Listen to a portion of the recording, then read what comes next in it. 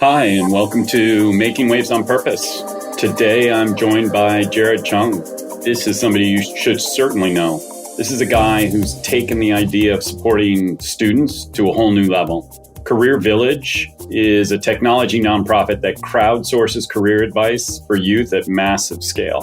They engage an online volunteer core, tens of thousands of working professionals to build a huge online repository full of answers to every career question you can imagine. And not unlike the great stories of Donors Choose and Khan Academy, Career Village is an impressive nonprofit that serves the needs of their constituency by leveraging technology and unique insights in what it takes to engage and animate users on both sides of the conversation. A great conversation with a truly genuine, smart, empathetic guy who I think is doing critical work and someone you should know. Enjoy. Jared, thanks so much for joining us. Thank you so much for having me. Tell me about Career Village these days and what you're up to. Sure. So careervillage.org is a high-tech nonprofit organization that helps young people prepare for careers. We do it at very large scale using the internet, using the power of volunteers to provide career advice. The easiest way to think about Career Village is basically an online platform where any young person anywhere in the world can ask any question about any career. We automatically match those questions against industry professionals who have relevant experience, and then they come in and post answers. And we are really, really good at this. We've gotten very good at it over the course of over a decade of doing this work. We've served career advice to over 7 million online learners around the world. And we've engaged over 125,000 industry professionals as volunteers in doing that work, many of them from PwC, where we first met.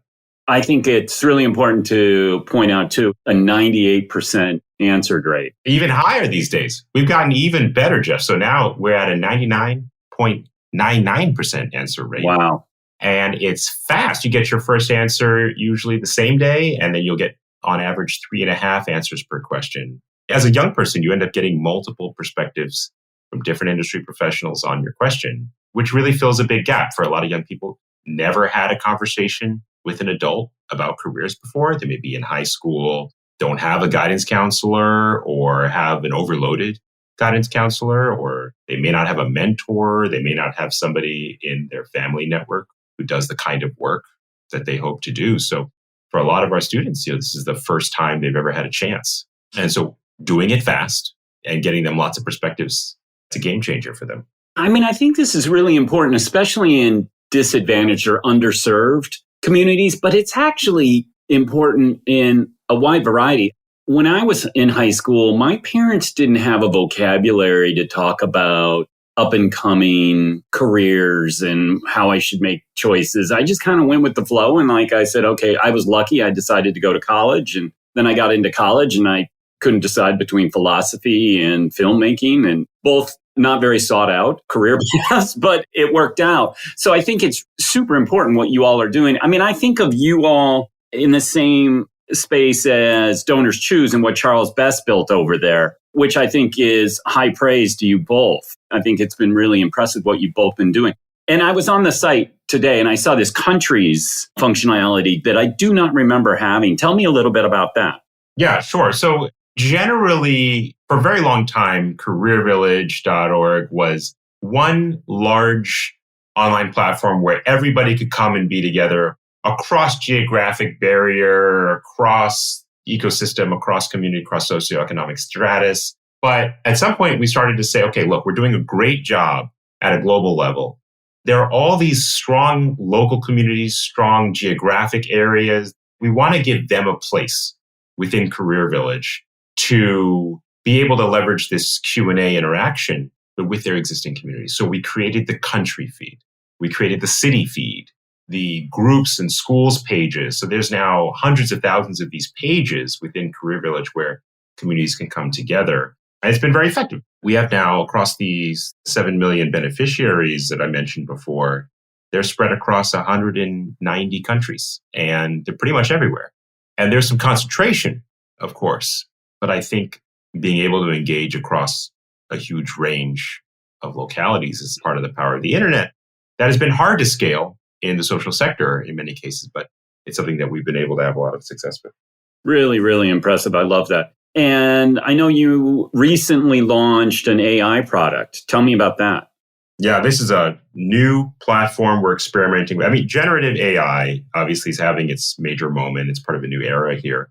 We see huge potential in career development, which is an area where you have a lot. I mean, zoom out and think about the state of career development for young people. What you end up with is most people are novices. They don't have formal training in how to prepare for a career. They've never had somebody talk to them about how to make a resume or how to read a job description or how to show up for an interview or even just what kind of jobs are out there. So most people are starting from base zero.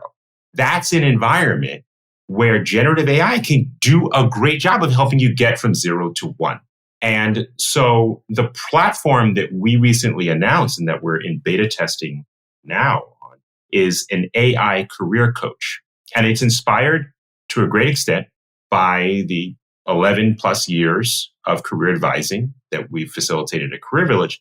But it's also built on all the latest and greatest large language models and the latest in AI app design. And the idea here is really to put this personalized career coaching experience in front of every young person. And we're doing it in a unique way. One thing that I think is unique about it, look, there are a lot of AI products out there getting released here in 2023. But I think that one thing about our platform that's pretty unique and that's important for the social sector to think about is that the coach that we put together is built in coalition with a dozen other nonprofit organizations. Every nonprofit bringing its own services for the coach to be able to recommend those services to learners at the right time, and for all of us to kind of build on one coach, to use that as an opportunity for an AI service to recommend the best of everybody's platforms to a learner at the right time. So imagine that you're in the midst of a coaching experience. Let's say you're doing a mock interview. And as you're doing the mock interview with the coach, when you're done with the mock interview, the coach gives you feedback and says, hey, it looks like you need to brush up on this particular, you don't know any Python, but it's clearly in the job description for that job. You should brush up on it. Instead of just saying, go brush up on it, good luck, find yourself some resources, it actually has a list of specific resources with specific links from coalition partners. And I think if you think about the social sector over the course of the last many decades, has been this big push to try to facilitate more collaboration and coordination between nonprofits. We all have great services. How do we make sure we get that in front of our beneficiaries at the right time? It's always been a challenge. It's always been a coordination challenge. And I think AI actually, this is an interesting application of AI for our sector to give AI tools access to all of our service catalogs and then allow the AI to be able to recommend the right services to beneficiaries at the right time. So I'm interested in seeing how that goes for Career Village and the Career Coach, but also interested in seeing that model getting replicated across the sector by others. What's the average age of the student that you serve? And do you think that's going to change over time? Because I could see a mid-career professional or somebody in their early 30s who's changing for some reason coming on here and saying, hey, what do I need to know that I don't know? Historically, it was that 14 to 24 age range of high school plus early higher ed, or maybe in the workforce and not feeling like they've started their real career yet. That was historically what it was, but it has been changing. I think with COVID and the labor market change we saw in 2020, 2021, 2022, already we were starting to get career switchers and older beneficiaries. But we're now firmly in an AI-driven labor market change. And I think we're going to see that even more. And I think we need to prepare for that, not just at Career Village, but just as a society. We don't have a great track record with large-scale job retraining, or I think that often policymakers or folks will sort of look to job retraining as the first fix. And there's nothing wrong with job retraining. It's hard to do, and it's painful for the participants who go through it. And doing it at very, very, very large scale is extremely difficult to do. So I think helping individuals navigate changing labor markets is going to be super important, whether they're young or not. Yeah, this agility, kind of shared resilience that I think we all need to develop. I think that's interesting. much was said the same about automation that really didn't come to pass, at least not at the scale that I think it was promised. But I certainly see AI, especially as we get further and further along this path, and you hear different things about how far away we are from general AI. Certainly that is going to change. I read something yesterday that said a high percentage of CEOs are already using ChatGPT or some other tool to help them in their thinking and in their activities. How does that differ in terms of identity and status? Because those are very different experiences. Somebody at a mid-career and that lost their job or is being pushed out for whatever reason and needs to retool than somebody who's 18 and all ready to join the workforce. There's a reason that I do career-oriented work. And it's even from a young age for me personally, where I recognized that having financial stability for me as an adult was going to be tied almost entirely to what kind of job I had. The long arc of my life would be heavily influenced by my profession. And it's clearly true. And it's more true in some countries than others, but here in the United States, it's absolutely true that your social stature, your economic well-being, that your healthcare, your identity, the first question people ask you at the cocktail party, whether you're going to a cocktail party, is all going to be driven by your profession. And so as someone who wants to help people live better lives and have rewarding lives, I work on career stuff. We have to, because career is such a huge lever on their lived experience. But I wish it weren't that way. And when you look at something like AI and what's happening and the questions it's fomenting in how we think about the labor market, my hope, my optimistic aspirational hope here is that we as a society take this as an opportunity to rethink that equation and to ask ourselves the question, do we really want our professional identities to be such an outsized influence on every other aspect of our lives?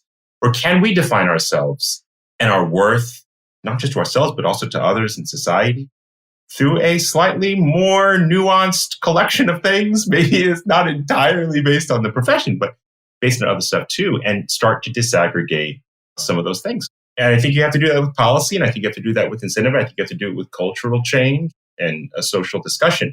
But I think we really have to have that conversation, because if we don't, then I think that there's a risk that we end up with a continuation of capital concentration, of inequitable distribution of wealth, and therefore, by extension, an inequitable distribution of general happiness and well-being.